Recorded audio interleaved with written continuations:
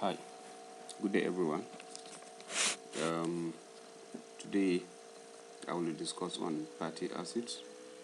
In our previous classes, we had the class and we have discussed deeply on fatty acids, their classifications based on some certain properties like saturation level, the length of hydrocarbon chain, and we also talked about fatty acid with regard to how they are named, a different way of naming them.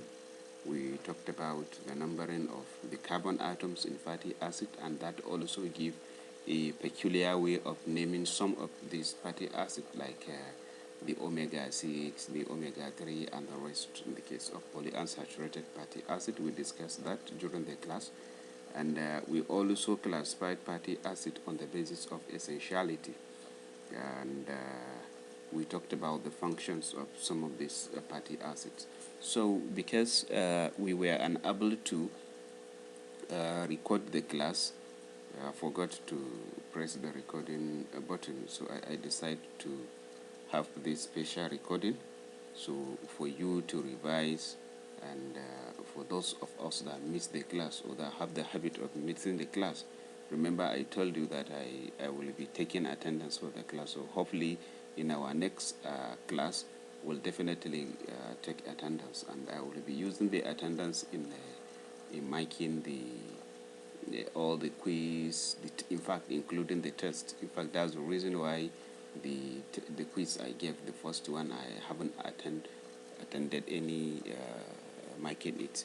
So definitely, if you have the habit of not attending the class, you should know that your test, your quiz, or none of those form of exams will be marked. This is for your information. Now, talking about fatty acids, we define fatty acids as carboxylic acid, or a long chain carboxylic acid, or rather a carboxylic acid that has a very long chain hydrocarbon side chain. And when we are talking about lipids, we said the lipid contain fatty acids, and this fatty acid exists in form of ester with a glycerol. So fatty acid generally they do not exist as a pre-fatty acid. They usually, or in biological system, exist in form of an esters. Ester with usually glycerol or sphingosine mostly, because we talked about simple lipids like triacylglycerol, which is a form of lipids through which these fatty acids were kept in the body, or stored in the body for energy use. And we also talked about phospholipid, and we talked about quite a number of functions of phospholipid. So these are basically some of the major components through which these fatty acids exist. So they exist in form of ester. They don't exist as pre-fatty acids.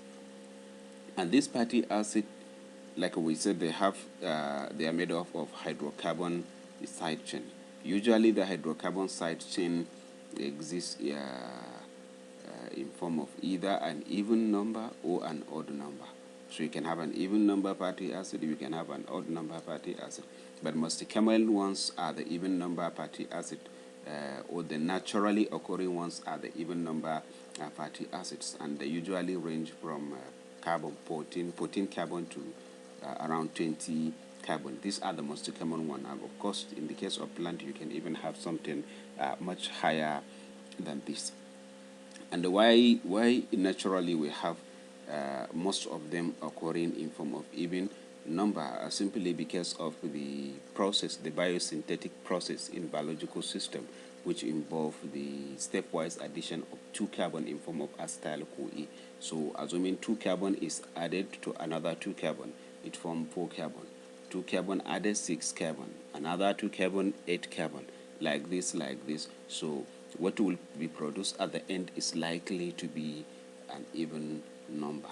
But there are some exceptions. There are some cases where you have the odd number, like propionic acid, valeric acid, etc., etc. When you're talking about fatty acid metabolism, lipid metabolism, you talked about some of these odd number fatty acids.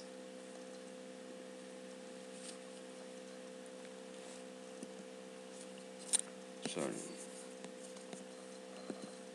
Okay. Now, classifying the fatty acid with respect to saturation level, the fatty acids are classified basically into two. We have saturated fatty acid, we have unsaturated fatty acid. Saturated fatty acid means that the hydrocarbon chain of this fatty acid does not have a double bond. All the bonds are single bonds. So carbon-carbon, single bond, carbon-carbon, single bond, all through. They are called saturated fatty acid. Now remember one thing we said about saturated fatty acid, because the bond is single. You have mostly when they exist in their esters, they usually compact together. So when they compact together at room temperature, they usually exist in form of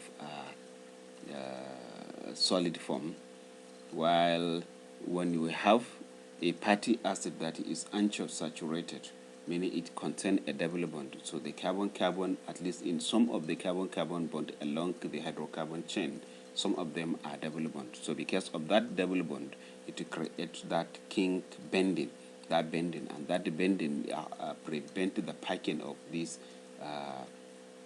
atoms, and hence lead to inability of this to exist in form of solid at room temperature. And I think on the basis of this is when we explain or we divide the simple lipid into two, triacylglycerols, and in triacylglycerol we divide them into fat and oil. That is the reason of fat and oil. They are actually the same thing, but one of the difference include that in some, or in one that exists in form of liquid, is actually contain a fatty acid that have double bonds, while those that exist in form of solid are fatty acid that have only a single bond. The unsaturated fatty acids were also further classified depending on the level of the unsaturation. You can have only one double bond.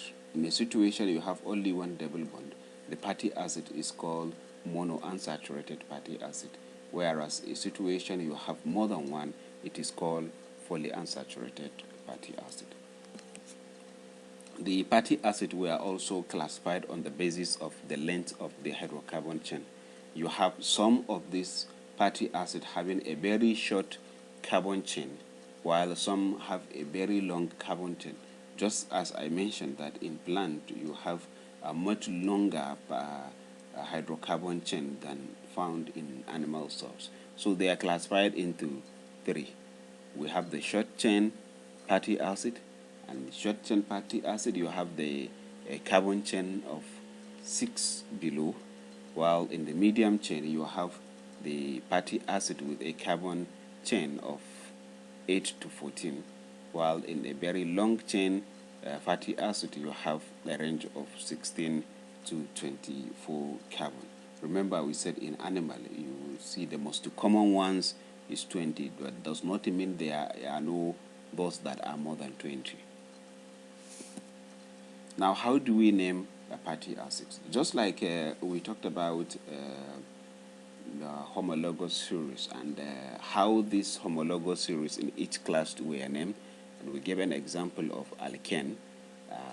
Alkane, we have the first in the family methane, the second is ethane, then third is propane, fourth is butane, third is propane, fourth is butane, fifth is pentane, like this up to decane. This is for those that does not have a double bond. And of course when we are talking about those that have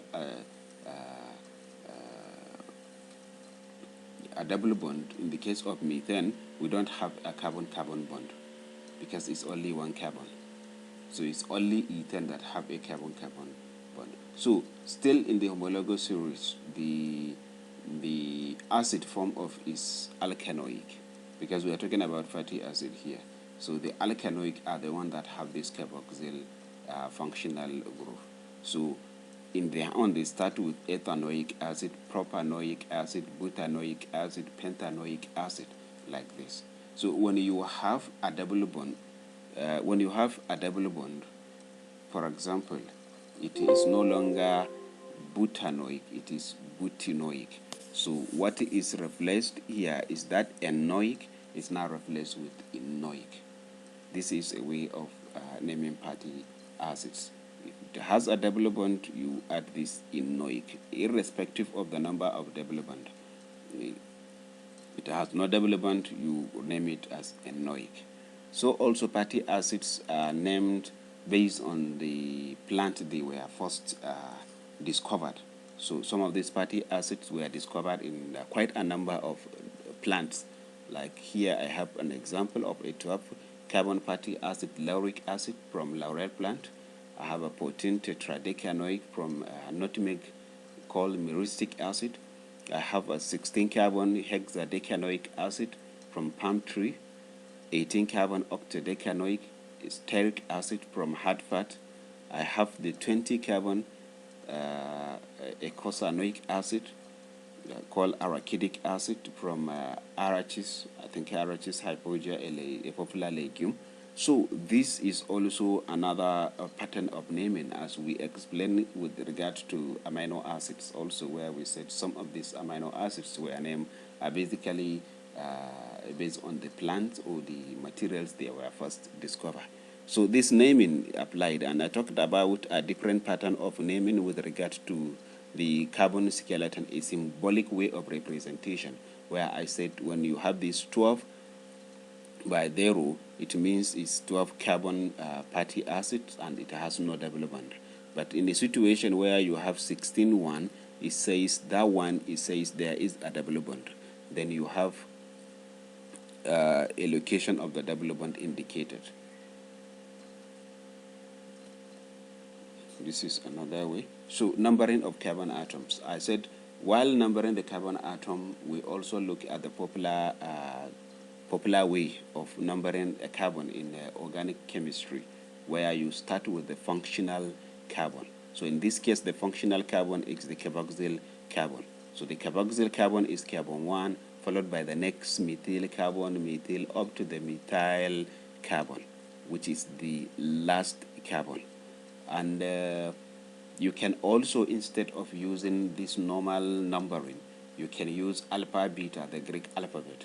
So the carboxyl carbon will now be the alpha carbon, the beta carbon, the gamma carbon, like this, up to the last omega carbon, if it is up to that length. And there is another way of naming also, where you start with the omega, the last carbon, the methyl carbon. So while starting it, you starting with that one, you start with omega, you call it omega 1. Then the one after it, omega 2, up to the carboxyl carbon. This is another way of numbering the carbon atoms in fatty acids. Now, classification based on essentiality. Fatty acids are classified essential and non-essential. When we are talking about essentiality with respect to amino acid, we said essentiality is based on the fact that the body system can synthesize and the body system cannot synthesize. If the body can synthesize, they are called non-essential. But if the body cannot synthesize, they are called essential. The same thing applied in the case of fatty acids. But fatty acid can be generally produced, but the the saturated and the unsaturated can all be produced by the body. But what happens is that the enzyme, first of all, the unsaturated fatty acid are produced. So if the body need first the body produce a saturated fatty acid, and when the body need, or the intention of the body is to get the unsaturated fatty acid, then the unsaturation is introduced, meaning a double bond is introduced by a particular enzyme called fatty acid desaturase. So this fatty acid desaturase, which is an enzyme, have some limitation. The limitations are the enzyme sometimes cannot introduce the double bond at a particular locations. So those locations, now there are some fatty acids that have a double bond in those locations. So those fatty acids that have a double bond in those locations were generally regarded as essential fatty acids. And these essential fatty acids are polyunsaturated fatty acid. The double bond is not only in one location, quite a number of locations. You have linolenic acid, which is an 18 carbon fatty acid with 3 double bonds located at carbon 9, carbon 12, and carbon 15. I remember when I said the double bond at carbon 9, it means it is between carbon 9 and carbon 12. And when I said it is on carbon 12, it is between carbon 12 and carbon 15. So also carbon 15 and carbon 16. The second one is linoleic acid, which is an 18 carbon also, but here we have a double bond, 2 double bond. The one located at carbon 9 and the one located at carbon 12. The other one, sometimes we included arachidonic acid, although arachidonic, once linoleic acid is available, arachidonic acid can be synthesized. And we talked about arachidonic acid while discussing about eicosanoids and how the eicosanoids have been synthesized from this arachidonic acid, including the steroid. And in the case of arachidonic acid, it has a 20 carbon amino acid with the 4 double bond located at carbon 5, 8, 11, and 14. Now, lastly, we talked about the functions of fatty acid, which we basically talked about quite a number of them and their roles. We talked about the transportation of cholesterol and even how the cholesterol also functions. We talked about the formation of lipoproteins. We know what are lipoproteins and how the lipoproteins act. We talked about essentiality with respect to the membrane structure, how it controls the membrane structure and how it facilitates the formation and also maintain the integrity and the fluidity of the membrane and how that also facilitates the transportation across membrane.